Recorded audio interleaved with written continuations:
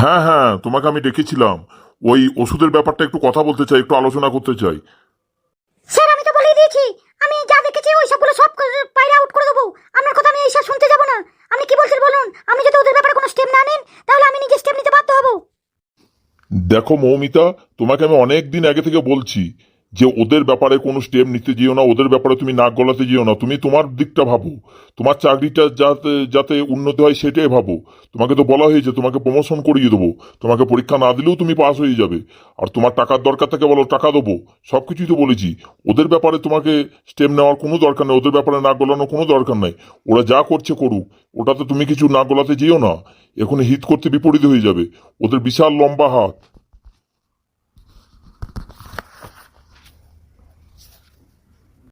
তাহলে স্যার আপনি ওদের ব্যাপারে কিছু করতে পারবেন না, ওদের ব্যাপারে স্টেপ নেবেন না? এই যে রোগীগুলো এসে ওষুধ না পেয়ে মারা যাচ্ছে, এই যে রোগীদের অর্গান বাইরে বিক্রি করা হচ্ছে, এগুলো কি ঠিক হচ্ছে স্যার? আপনি কি জানেন না এগুলো? আপনার স্টেপ নেওয়া তো উচিত এগুলো। দেখো মৌমিতা, তোমাকে ওইসব নিয়ে ভাবতে হবে না। তোমাকে আজকে 6 মাস ধরে বলে আসছি, তোমাকে বোঝাচ্ছি, তুমি শুনছো না। যে ওদের বিশাল লম্বা হাত, ওদের মন্ত্রিমহলের সঙ্গে যোগাযোগ আছে। এই যে অর্গানের টাকা, এই যে ওষুধের টাকা মন্ত্রিমহল পর্যন্ত যায়। ওদের তুমি কিচ্ছু করতে পারবে না, আমিও কিছু করতে পারিনি। তার জন্যই বলছি তুমি চুপচাপ হয়ে যাও, নাহলে কোথায় থেকে কি হয়ে যাবে কিছুই বুঝতে পারবে না। না স্যার, এটা আমি মেনে নিতে পারবো না। আমি জুনিয়র ডাক্তার হতে পারি, আপনাদের মতো আমার কোনো ক্ষমতা নেই, ঠিক আছে? তবুও আমি শেষ দেখে ছাড়বো। আমার নাম অমিতা দেবনাথ, আমি এর শেষ দেখবো। আর এখানে মনে হচ্ছে আপনিও এই কাণ্ডের মধ্যে ইনভলভ হয়ে আছেন। দেখো মৌমিতা, এর মধ্যে কোনো ইনভলভের ব্যাপার নেই। ওদের প্রেসারে তোমাকে কন্টিনিউ নাইট ডিউটি করতে হচ্ছে। আমি তোমাকে নাইট ডিউটি দিচ্ছি, তবুও তুমি বুঝতে পারছো না। এরকম বেহাওয়ার মতো কাজ করো কি জন্য? তুমি তুমি শুধরে যাও, এরকম করতে যেও না। সরি স্যার, আপনার কথা আমি রাখতে পারলাম না। আমি এর শেষ দেখে ছাড়বো। আমার নাম অমিতা দেবনাথ, তাতে আমাকে মরতে হয় মরতে হবে। তবু ঠিক আছে, আমি শেষ দেখবই। তাহলে মৌমিতা, তোমাকে আর এখান থেকে শেষ দেখা হবে না, তোমাকে ওপরে গিয়ে শেষ দেখতে হবে, মানে স্বর্গে গিয়ে শেষ দেখতে হবে। তোমার আর বেশি দিন আয়ু নেই, তুমি তৈরি হয়ে যাও মরে যাওয়ার জন্য। আজকে রাতেই তো। স্যার আপনি কি আমাকে হুমকি দিচ্ছেন নাকি? আমি আপনার হুমকিতে ভয় পাই না। একটা কি মেডিকেল কলেজ নাকি গোটা ভারতবর্ষে? অন্য জায়গায় তো মেডিকেল কলেজ আছে, সেই মেডিকেল কলেজে পরীক্ষা দিয়ে আমি বড় হতে পারবো। তবু আপনাদেরকে আমি ছাড়বো না। কালকে সকালে মিডিয়ার কাছে বাইরে গিয়ে সবকিছু বলে দেবো, আপনাদের কীর্তিকলাপের কথা। আর দেখছি তারপরে কে কোথায় থাকে। হা হা হা হা, মৌমিতা তুমি তো ছোট মেয়ে। এই যে এই ছোট্ট পাড়া মেয়ে, আমার নাম সন্দীপ ঘোষ। তুমি আমার হাতের বাইরে যেতে পারবে? তুমি কালকে সকালে বলার আগে তুমি কালকে সূর্যের আলো দেখতে পারবে নাকি সেটা আগে দেখো।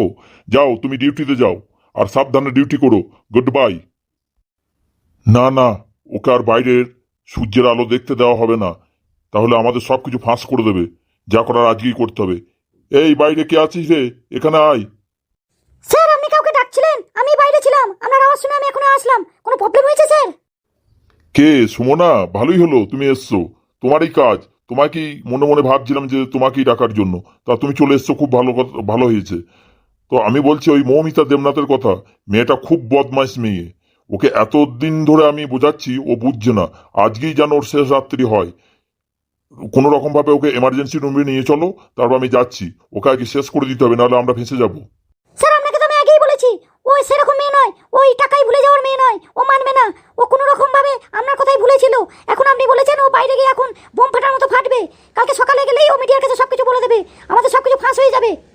আমি তো সেই কথাই বলছি, তার জন্যই তো তোমাকে ডাকা, তার জন্যই তো ওকে বলছি যে এমার্জেন্সি রুমে নিয়ে চলো, আমরা আসছি। আর তুমি এক কাজ করো, আমাদের ওই ছেলেগুলোকে খবর দাও, ঠিক আছে? তারপরে তুমি ওকে এমার্জেন্সিতে নিয়ে চলো। আজকেই ওকে শেষ রাত করে দিচ্ছি, আজকেই ওকে শেষ করে দিচ্ছি, তাছাড়া হবে না। ঠিক আছে স্যার, আমি ওদেরকে খবর দিয়ে দিচ্ছি ফোনে এখনই। আর আপনি আসুন, আমি মৌমিতাকে কোনো রকম ভাবে এমার্জেন্সি রুমে নিয়ে যাচ্ছি। আমি রোগীগুলোর জন্য কিছুই করতে পারলাম না। আমি অপারক, আমি অনেক কিছু চেষ্টা করলাম, কিছু করতে পারলাম না। মৌমিতা কাঁদছে মনে হচ্ছে, ও কিছু না করতে পেরে রাগে কাঁদছে। ওকে একটু সুসুরে দিতে হবে, ওকে একটু ভালো ভালো কথা বলে চুলকে দিই, ওকে একটু আপে তুলে দিই, নাহলে যাবে না। ওকে কোনো রকম ভাবে এমার্জেন্সি রুম নিয়ে যেতেই হবে। এমার্জেন্সি রুমে গিয়ে ওকে মারতে হবে, তাছাড়া আর কিছু করার নাই আমাদের। আমাদের গুন্ডা ছেলেগুলো, হারামি ছেলেগুলো, লম্পট ছেলেগুলোকে তো ফোন করে দিয়েছি, ওরা এমার্জেন্সি রুমে এসে হাজির হয়ে যাবে। কোনো রকম ভাবে একে আমি নিয়ে যাই। ওকে একটু কাঁদো কাঁদো করি, নাহলে হবে না, নাহলে বুঝে ফেলবে। মৌমিতা ম্যাডাম, আর কিনতে কি হবে বলুন? ওদের বিশাল বড় হাত, ওদের পুলিশ ওদের হাতে, মন্ত্রী ওদের হাতে। ওদের মতো হারামি কেউ নেই, ভগবান দেখবে, উপরওয়ালা দেখবে। আর কেঁদেন না, চলুন, এমার্জেন্সিতে একটা রোগী এসেছে, ডাকছে, চলুন তাড়াতাড়ি চলুন। কে? সুমনা দি, এসো এসো। দেখো ওই রোগীগুলোর জন্য আমি কিছু করতে পারলাম না, তাই আমার কান্না আসছে, তাই একা বসে বসে একটু কাঁদছিলাম। কি বললে যে এমার্জেন্সিতে রোগী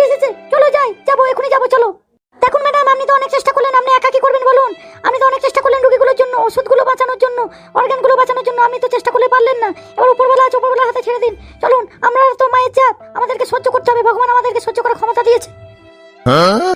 ঠিকই বলেছো সুমনাদি, আমরা মায়ের জাত, আমাদেরকে সহ্য করতে হবে। আর উপরে ভগবান আছে, ভগবানের হাতেই ছেড়ে দিই। সবই তো ওদের হাতে, আমি আর কিছু করতে পারলাম না সুমনাদি, তাই আমার খুব দুঃখ হচ্ছে। ম্যাডাম ম্যাডাম তাড়াতাড়ি চলুন, ওরা সবাই চলে এসেছে, ওরা সবাই এমার্জেন্সি রুমে ওয়েট করছে। আপনি তাড়াতাড়ি চলুন। ওরা সবাই চলে এসেছে মানে কারা চলে এসেছে? এমার্জেন্সি রুমে কারা চলে এসেছে? কারা ওয়েট করছে? যা, কথা কথা আমি কি বলে ফেললাম গো, সত্যি কথাটা বলে ফেললাম যে।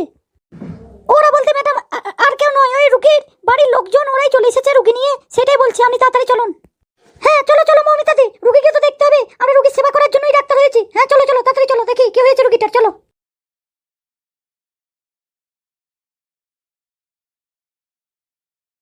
এই তোমরা কে? তোমরা সবাই এমার্জেন্সি রুমে কি করছো? তোমরা কে বলো? তোমরা তাড়াতাড়ি বেরিয়ে যাও এখান থেকে। আর রুগী কোথায়? ম্যাডাম, এটাও বুঝতে পারছেন না? রুগী তো আমরা আপনাকেই বানাবো, তার জন্যই তো ওয়েট করছি। আসুন আসুন, আপনার জন্যই অনেকক্ষণ থেকে ওয়েট করছি। আমরা বেরিয়ে যাব না কে বেরিয়ে যাবে সেটা আগে ভালো করে দেখবেন। আরে আপনি আমাদেরকে চিনতে পারছেন না? আমরা তো এই হসপিটালের স্টাফ, আমরা তো সিনিয়র ডক্টর। আপনি আমাদেরকে চিনতে পারছেন না জুনিয়র ডক্টর হয়ে? আরে ছি ছি ছি ছি, এটা খুব দুঃখের কথা। ম্যাডাম ম্যাডাম এদিকে ঘুরে দেখেন একটু, এদিকে পিছে ঘোরেন, পিছে ঘোরেন। আমাদের মতো ডক্টরকে আপনি চিনতেই পারছেন না? আমি সিনিয়র ডক্টর আছি বটে, একটু ভালো করে দেখেন, আপনি আমাদেরকে চিনতে পারবেন। আপনার একা খুব কষ্ট হচ্ছে, তাই আমরা এসেছি এমার্জেন্সি রুমে, আপনাকে হেল্প করার জন্য এসেছি। দেখে বলেন বলেন কি করতে হবে আমাদেরকে এখন। সুমনাদি, এরা কারা? এরা সব কারা? এদেরকে এখান থেকে তাড়াও, নাহলে আমি কিন্তু স্যারের কাছে গিয়ে কমপ্লেন করবো এখনই। আমি এসব বরদাস্ত করবো না। বাইরের লোক এমার্জেন্সি রুমে কি করছে? তাদের অধিকার কে দিল ঢোকার? আর তুমি আমাকে মিথ্যা কথা বলে ডেকে নিয়ে আসলে, কি ব্যাপারটা কি বলো তো? আরে ম্যাডাম, আপনি কি একাই রোগী সেবা করবেন নাকি? আপনি একা রোগী সেবা করে করে অধৈর্য হয়ে গেছেন। আপনাকে রেস্ট দেওয়ার জন্যই তো এখানে নিয়ে এসেছি। আমাদেরকে সবাইকে একটু সুযোগ দিন রোগীদের সেবা করার জন্য। আর স্যারের কথা বলছেন, স্যারকে গিয়ে কমপ্লেন করার কোনো দরকার নেই। স্যার এখনই আপনার কাছে আসবেন। স্যার এখানে আসবে তার মানে? এখানে স্যার এসে কি করবে? স্যারকে তো ডাকা হয়নি এখানে। মৌমিতা, আমাকে কি সকল সময় ডাকার দরকার আছে? আমার নাম সন্দীপ ঘোষ। রনে মরণে জলে জঙ্গলে যেখানেই বিপদে পড়বে আমাকে স্মরণ করবে, আমি উদ্ধার করিব। তাই তুমি আমাকে স্মরণ করেছো, তাই আমি চলে এসেছি। এরাও স্মরণ করেছে, তাই আমি চলে এসেছি। দেখুন স্যার, এরা সবাই ইমার্জেন্সি রুমে ঢুকে গেছে। এরা কে জানে না, এরা গুন্ডা আর অশ্লীল ব্যবহার করছে আমার সঙ্গে। মৌমিতা, ভয়ের কোনো কারণ নাই। এরা সবাই ডাক্তার, এরা সবাই আমার ছাত্র। আর এদের অপারেশন করার কায়দাটাই আলাদা। এরা কোনো নিয়ম মেনে অপারেশন করে না, এরা অনিয়মভাবে অপারেশন করে। তোমার পায়ে কিছু হলে মাথায় অপারেশন করে দেবে, পেটে কিছু হলে বুকে অপারেশন করে দেবে। এদের দরকার আছে, তাই আমি এদেরকে ডেকেছি। কই, পেন ড্রাইভটা দিয়ে দাও। যে ফুটেজটা তোমার কাছে আছে তার পেন ড্রাইভটা আমাকে হ্যান্ড ওভার করো। না স্যার, আমি পেন ড্রাইভ দিতে পারবো না। আমার দেহের মধ্যে প্রাণ থাকতে আমি আপনাকে পেন ড্রাইভ দেবো না।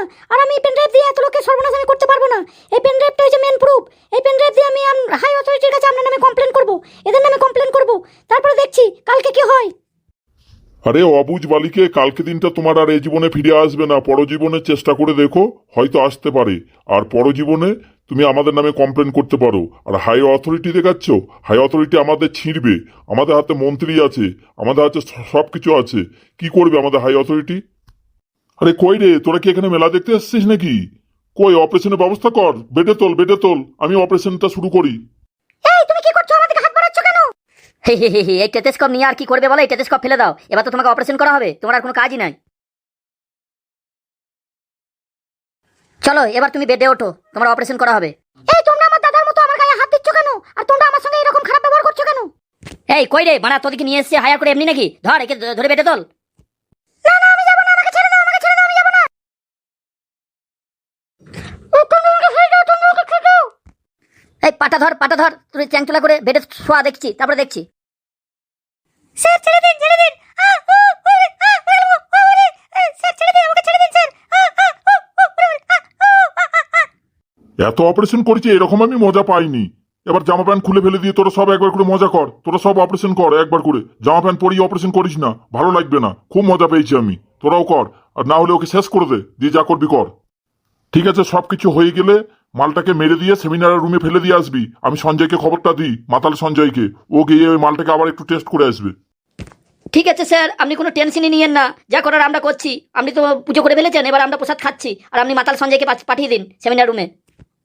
আরে ওইভাবে নয়, ওইভাবে নয়, ওইভাবে ধরে থাকিস না। ওর জামা প্যান্টটা প্রথমে খুলে দে, আর খুব যদি টাইট লাগে তাহলে ওরা ওইখানে ভুজালিটা ঢুকিয়ে দিয়ে একটু নরম করে নে। তোরা কি এই প্রথম রেপ করছিস নাকি? কি রেপ করিস নি নাকি? যা বাড়া, মালটাকে এবার সেমিনার রুমে ফেলে দিয়ে আয়, যা।